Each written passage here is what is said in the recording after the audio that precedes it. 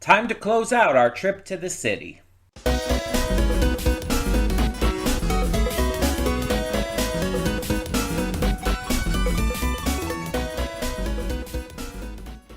Hey everyone, welcome to Princess of Gay. I'm your host Connie, and today we are here with my blind reaction to City the Animation Episode 13, the final episode of the season at least. Like I've said before, I don't know if there's going to be more to this. I haven't heard anything about a second season, and I don't know about the mangas, like how much would be left in the manga to adapt. Um, but this has been pretty great. It's definitely a lot less LOL so random compared to Nichijou. Even though there is a lot of random craziness in it, it doesn't present itself as over the top. It's more mature, it's more serious, it has a lot more like in-depth moments. And I think that's a big deal. Because like I've said in the past, I see City as the series for people who grew up with Nichijou. It's like you grew up with Nichijou, you grew up with all the wacky, zany, random humor, and this is kind of the next step up. This is like, I guess a good comparison would be like comparing it to The Legend of Korra compared to Avatar: The Last Airbender. The Legend of Korra is clearly meant for a more teenage slash young adult audience compared to the original Avatar, which is meant for a younger audience. And yes, even despite Avatar and Korra's intensely mature themes, that's still the case. Avatar was made for a younger audience. That's not to say that it can't be enjoyed by adults. It absolutely can and should. Because, again, it has some amazing mature themes, but the targeted demographic was kids.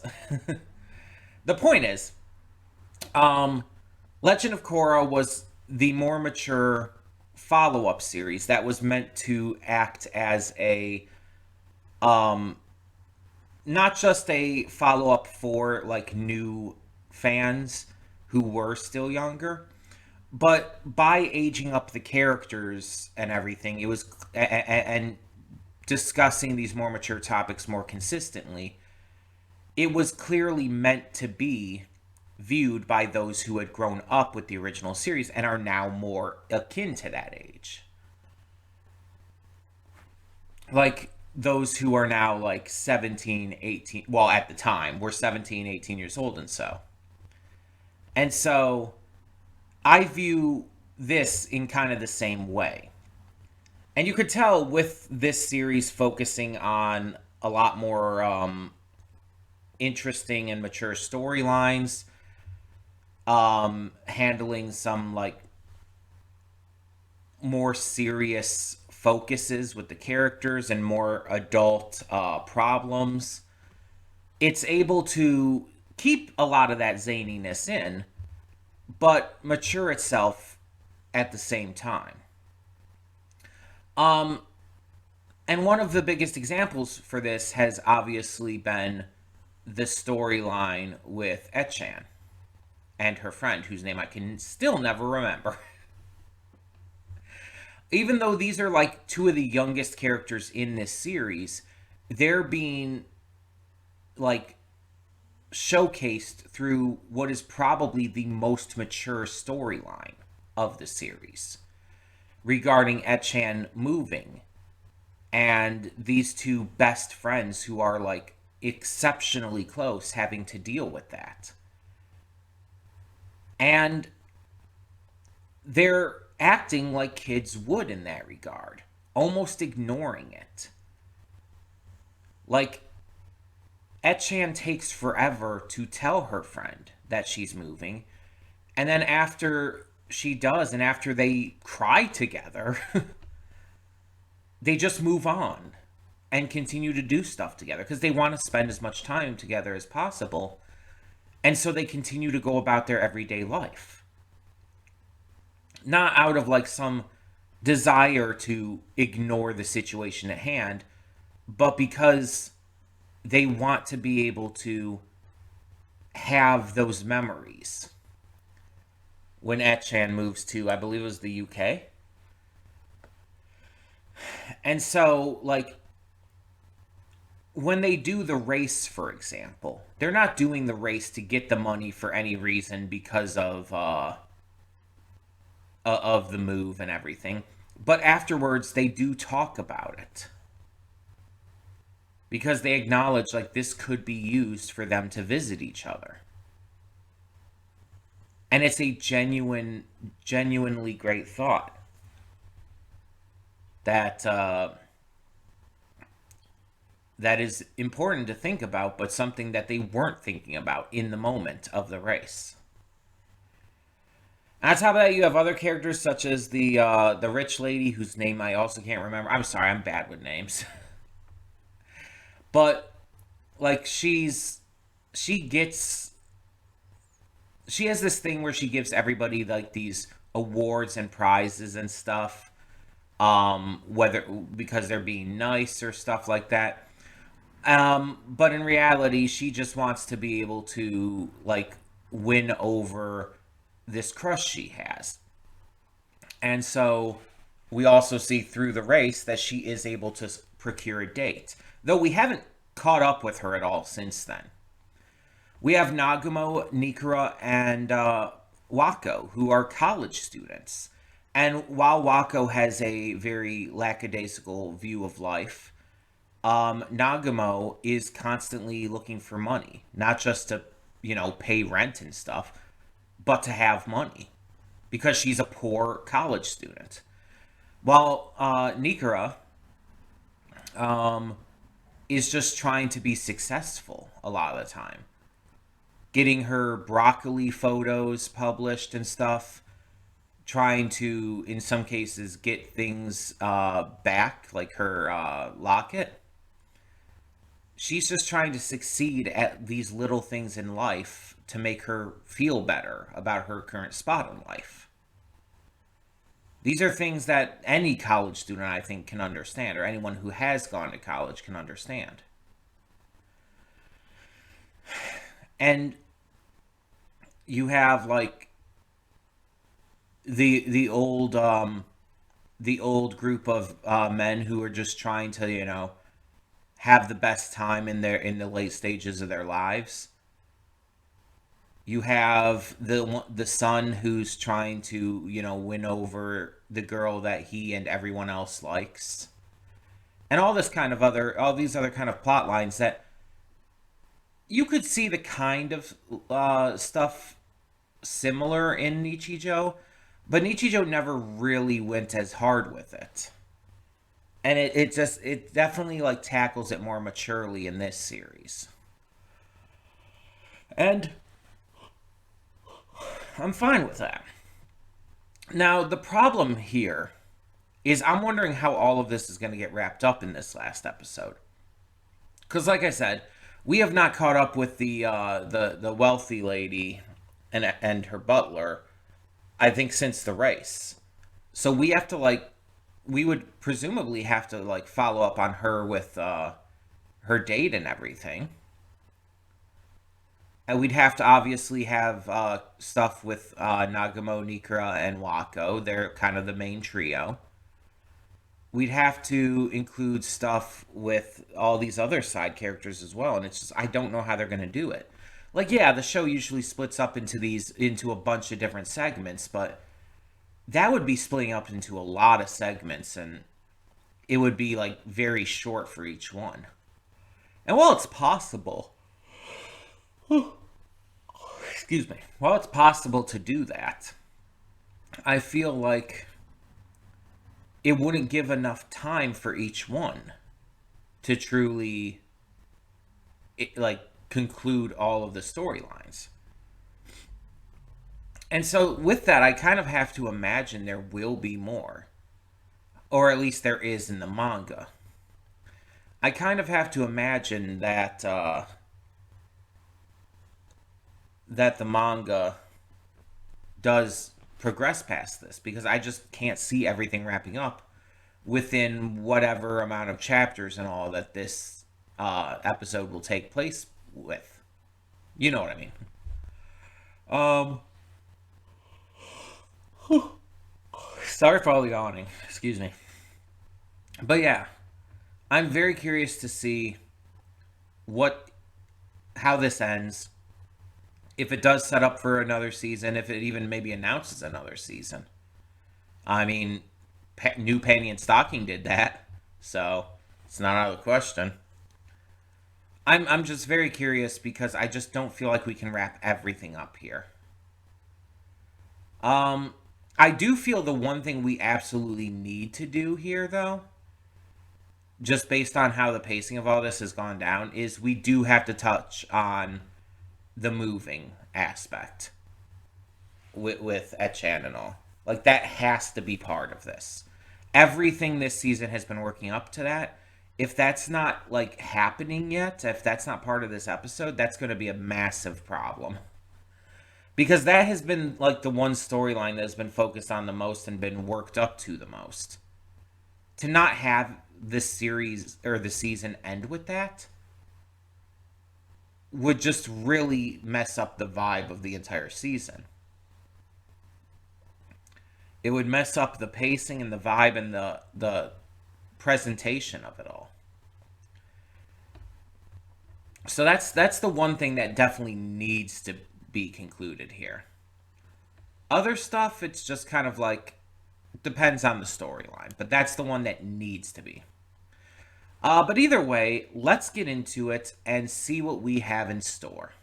Hold up just a sec. Before you click that link down in the description below to get to today's video, I want to remind you of all the awesome content we have both on this channel and the Princess of Gaming channel. Let's check it out.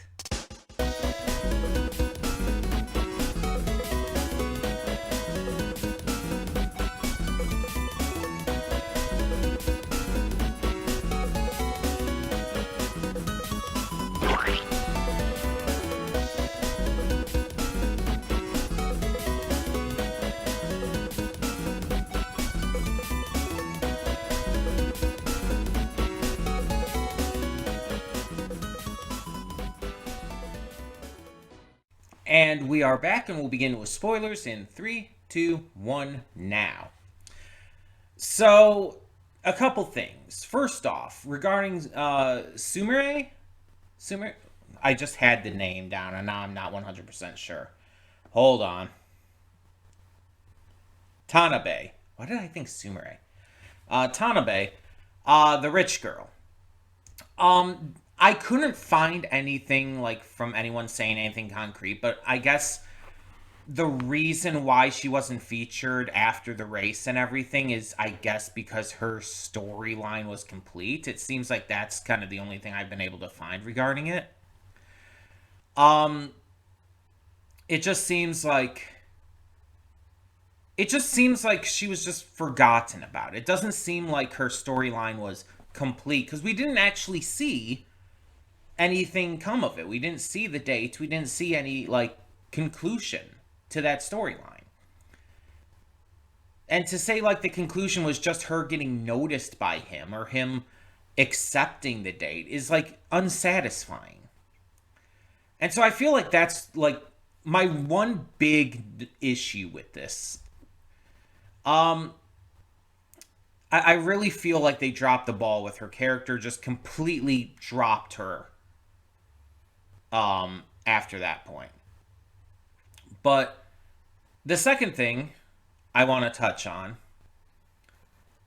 is that this character, I can bring up an image real quick.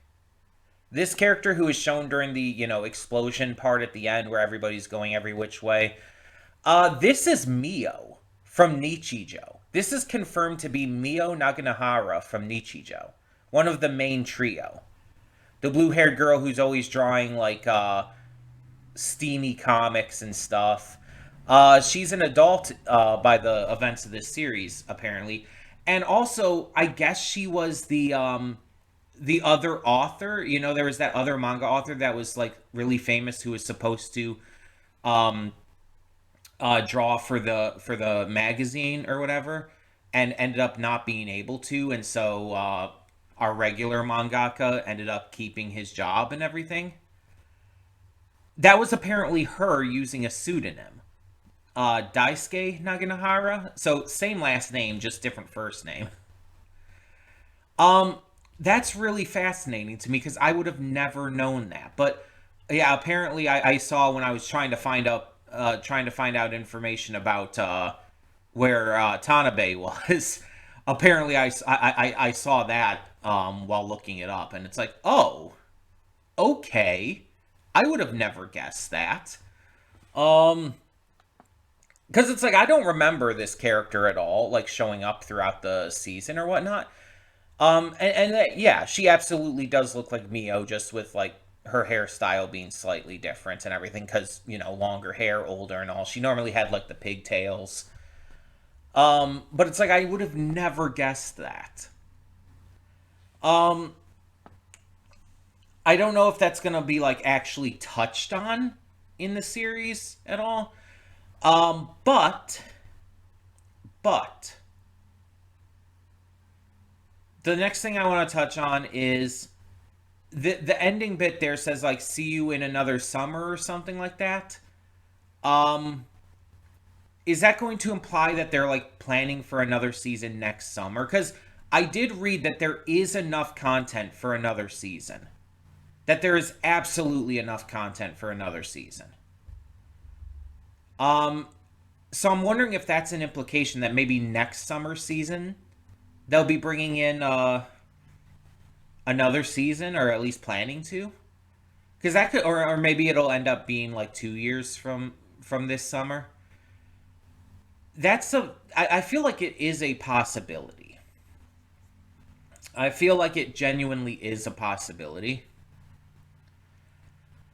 um but I guess we have no like actual confirmation, no actual guarantees right now. It's just like a little possible hint. But now let's actually talk about the episode. So this episode only really had two different segments. The stuff with Echan and Matsuri, which was absolutely the heart of the season and the episode. And then of course you had the big like musical finale ending that like started off with the restaurant, Makabe's restaurant, gaining a star, which didn't end up even being real. It's like this, it definitely feels like this big grand finale, and definitely feels like this big event. But I still strongly stand by that. I think that Matsuri and Echan's story would have been better at the end. I know that sounds weird because it's like, oh, you go from like this big celebration thing, all of a sudden you cut to Echan and Matsuri's story, and it's like it wouldn't make sense. And this, I mean, if this was like this in the manga, it probably came in this order and everything. But it's just like, again, the entire heart of this season, the entire like depth of this season came from the Matsuri and Echan story. Which again, is kind of surprising because they're not like the main characters or anything. That would be Nagumo, Nikura, and Wako. But it's like it feels weird to like have this big emotional moment with them and then go into something else. And again, like I said in the reaction, it feels like they're trying to they did it that way. The author did it that way. So it's like, oh, you have the big emotional send off scene, and then you follow it up with something a little more bright, a little more cheerful, a little more fun, and that feels more like a happy end. It's less sad, less of a downer.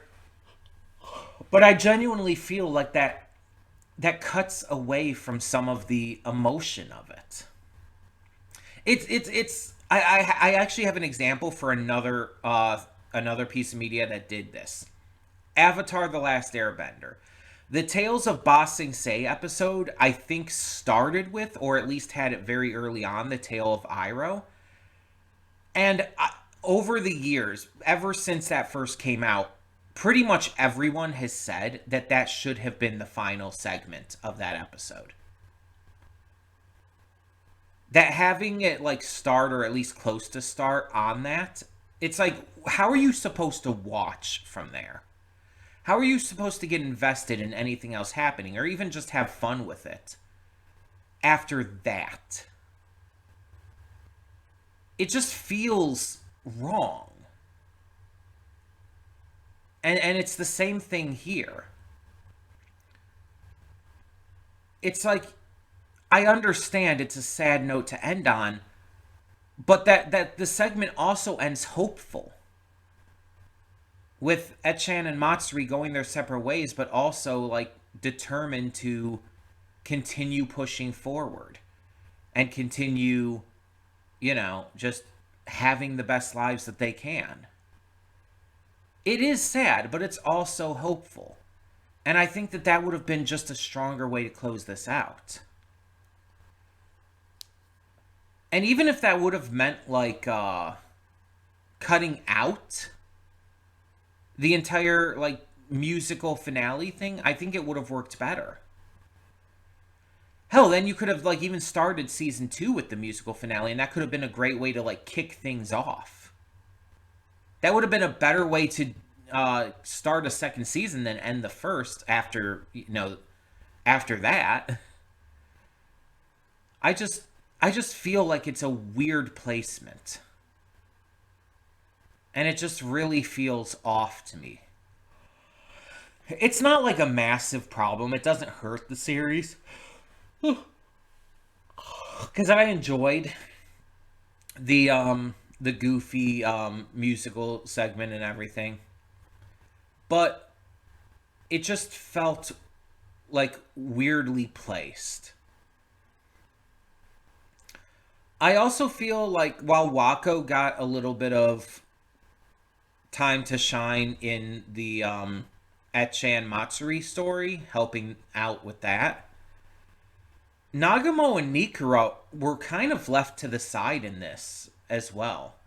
Like, for being two of the main trio, they were just kind of there at best. They really didn't have like any big role to play, and definitely didn't feel important.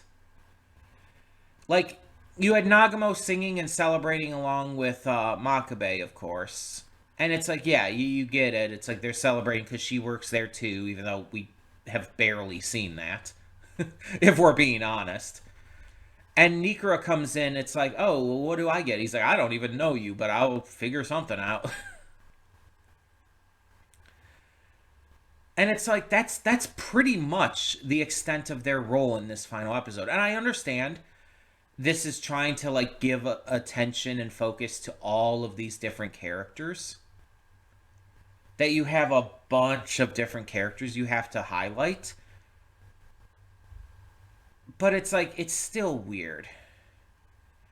And again, with the fact that Tanabe just stopped being a character altogether after the race, it just, that also felt weird. And it's just, the series this season is not perfect by any means. We'll put it that way.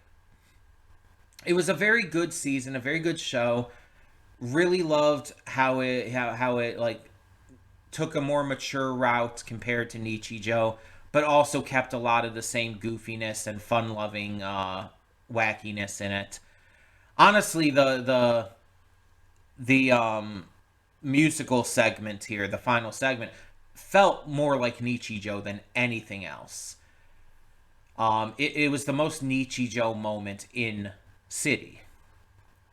And that's fine. Again, I'm glad that City feels like its own thing and has a different tone to it.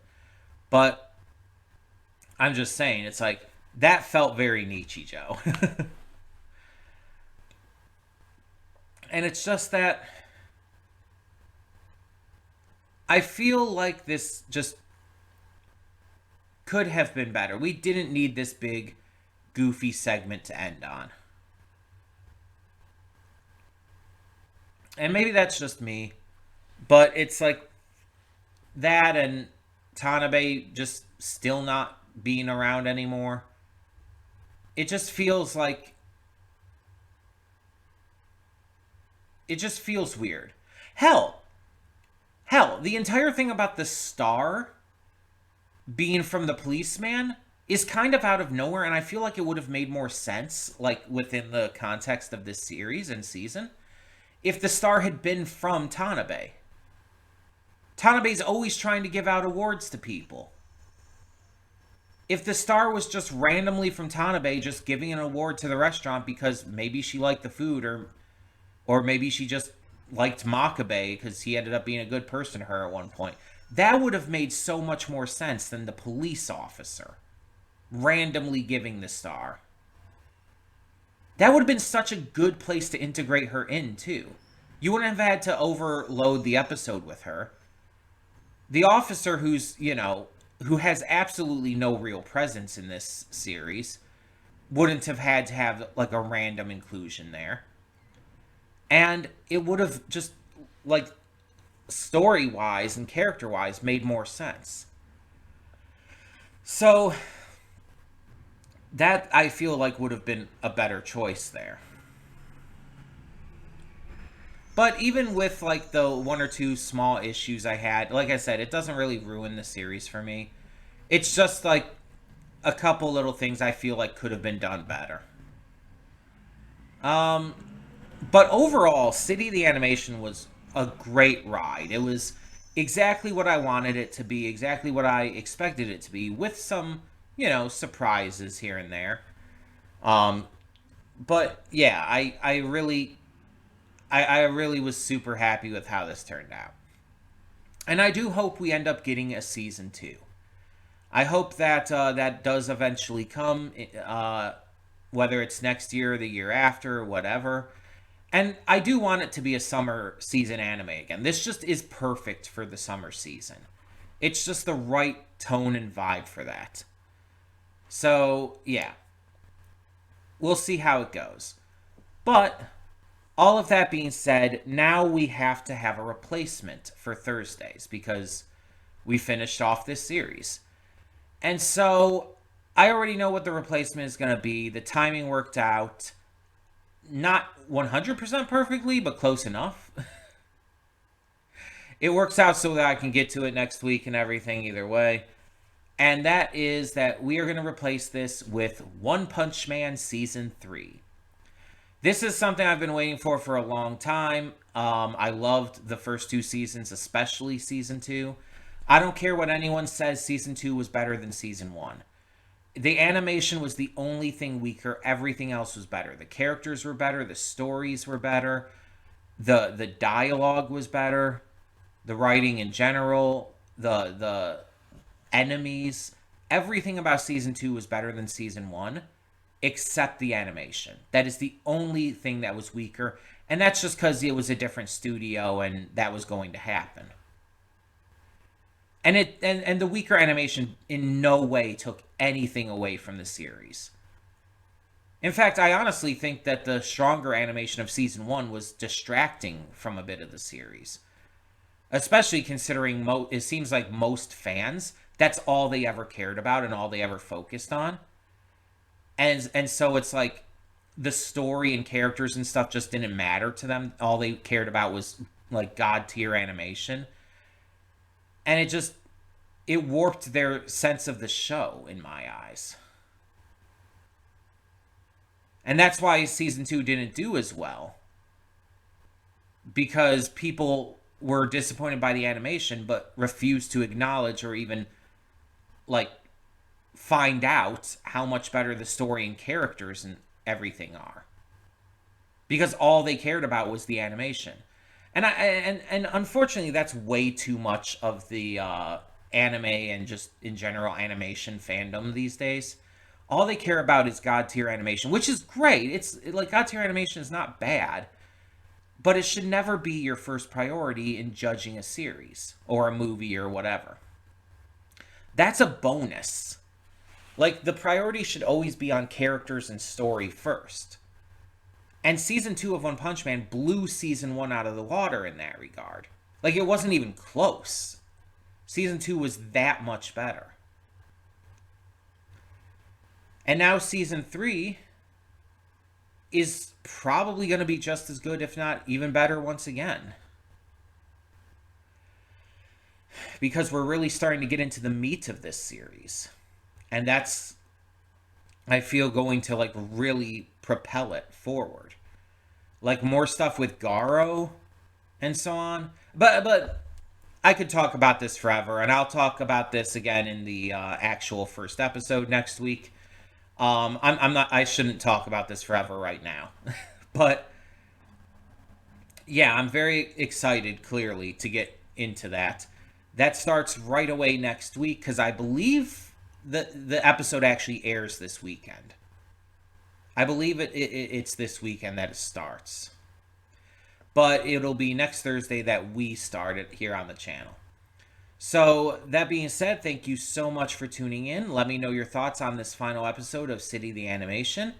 And let me know your thoughts going into season 3 of One Punch Man. If you've seen a trailer or whatnot, though, please no spoilers. Or if you just have read the manga or whatnot, I am going in spoiler free. I know nothing about where this series goes. So please, no spoilers. But let me know about your hypes and excitements for the future of One Punch Man either way. And for now, I'm Connie, and I'm signing off. See y'all next time.